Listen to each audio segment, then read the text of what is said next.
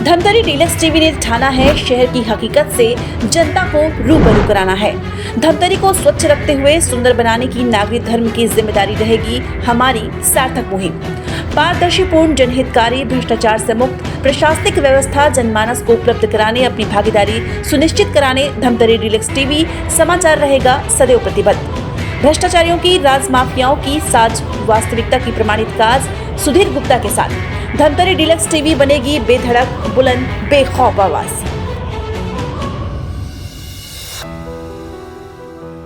धमतरी जिला कांग्रेस कमेटी द्वारा गुरुवार को शहर के भारतीय स्टेट बैंक के सामने प्रदर्शन किया गया। कांग्रेसियों का कहना है कि सुप्रीम कोर्ट ने एसबीआई को चुनावी बांड की डिटेल सार्वजनिक करने के निर्देश दिए थे, लेकिन एसबीआई प्रबंधन डिटेल सार्वजनिक करने से बच रहा है। चुनावी बांड एक बहुत बड़ा घोटाला है। घोटाले का पर्दाफाश तभी हो सकता है जब एसबीआई इसकी पूरी डिटेल जारी कर दे। कांग्रेसियों का आरोप है कि केंद्र सरकार के सहारे पर एसबीआई डिटेल जारी करने से बच रही है, जिसके चलते एक बड़े घोटाले पर पर्दा डाला जा रहा है। लिहाजा कांग्रेस पार्टी एसबीआई शाखाओं के सामने में प्रदेश भर में प्रदर्शन कर रही है।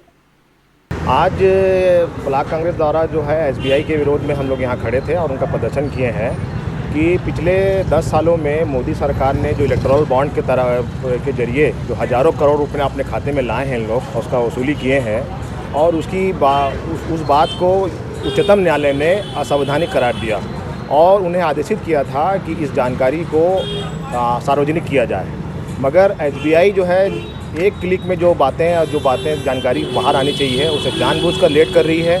चुनाव का समय है, ये बातों सबके जानने का अधिकार है, जितने भी हमारे एसबीआई के खातेदार हैं और आम लोगों की जानकारी होना चाहिए। मगर आज एसबीआई ने कल या परसों सुप्रीम कोर्ट में 30 जून तक का समय मांग लिया। मतलब जब तक चुनाव ख़त्म हो जा रहेगा तो इनके जितने भी काले कारनामे दब जाएंगे और फिर चुनाव प्रभावित हो जाएगा। इसलिए हम इसका विरोध कर रहे हैं और ये लड़ाई चलती रहेगी।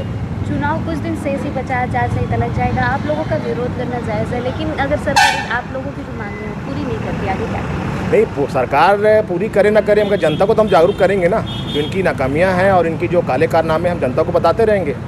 लेकिन अवरुद्ध हो रहा है ना ये आप लोगों के, जैसे इसमें आप लोग कर रहे हैं प्रदर्शन किए, सरकार तक आपने अपनी बातों को पहुंचाने का प्रयास तो किया, लेकिन कहीं ना कहीं ये आचार संहिता की वजह से आपकी जो ये है प्रभावित होंगे आप लोगों को, तो आगे क्या करें? नहीं, ऐसी बात नहीं है। जनता जागरूक है, जनता सब कुछ जानती है और जनता के अदालत में हम सारी बात रख रहे हैं और जनता इसका जवाब देगी। और आप लोगों के माध्यम से हम निवेदन भी करते हैं जनता से कि ये जो झूठी सरकार है और बेईमान सरकार है, इसे दूर करें और कांग्रेस को वोट करें और केंद्र में कांग्रेस की सरकार को लाएं। मैं सूर्यप्रभा चटिया, जिला महिला कांग्रेस शहर की अध्यक्ष हूँ।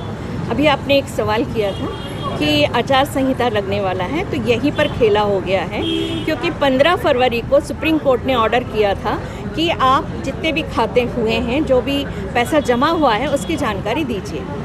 आज 25 दिन के बाद कल उन्होंने बोला है, एसबीआई ने कहा कि हम 30 जून के पहले हम आपको इसकी जानकारी नहीं दे सकते। तो ये 25 दिन क्या, इनको इस एक बात का जवाब देने के लिए 25 दिन लगता है? क्योंकि ये खेला है कि 1-2 दिन में आचार संहिता लगने वाली है और यदि अभी इस वक्त यदि इन लोगों ने इस बात को रोक दिया तो फिर चुनाव नहीं पड़ जाएंगे, लोगों तक बात नहीं पहुँचेगी। आखिर ये पैसा कैसे बीजेपी के पास पहुँच रहा है, कौन दे रहा है, किसके ऊपर ईडी का ताना बुना जा रहा है और किसको नहीं बुना जा रहा है, कौन से पूंजीपति इनको पैसा दे रहे हैं, ये जानकारी वायरल हो जाएगी, सबको पता पड़ जाएगा, लोगों को पता पड़ेगा।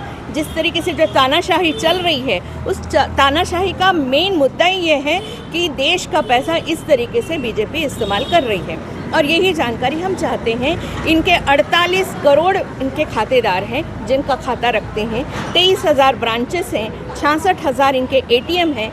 क्या इनके पास इतना दमखम नहीं है कि 25 दिन में भी इनको 22,000 करोड़ का हिसाब दे सके कि किस खातेदार ने कितना दिया है? तो यानी इसका मतलब आप भी बिक गए हैं। एक दिन का आज आप लोगों द्वारा प्रदर्शन किया गया, आगे जनता को जागरूक करने के लिए किस तरीके का प्रयास किया जाएगा? हम लोग इसके लिए टीवी के माध्यम से, सोशल मीडिया के माध्यम से, पत्रकारों के माध्यम से, आपके माध्यम से लोगों तक जानकारी पहुंचाएंगे कि ये बैंक्स भी बीजेपी का साथ दे रही है, केंद्र सरकार का साथ दे रही है और अब जो पुराने भगोड़े चले गए हैं, अब नए भगोड़ों को भी ये लोग भगाने के लिए अब केंद्र सरकार का SBI साथ दे रही है, ये क्लियर हो गया है।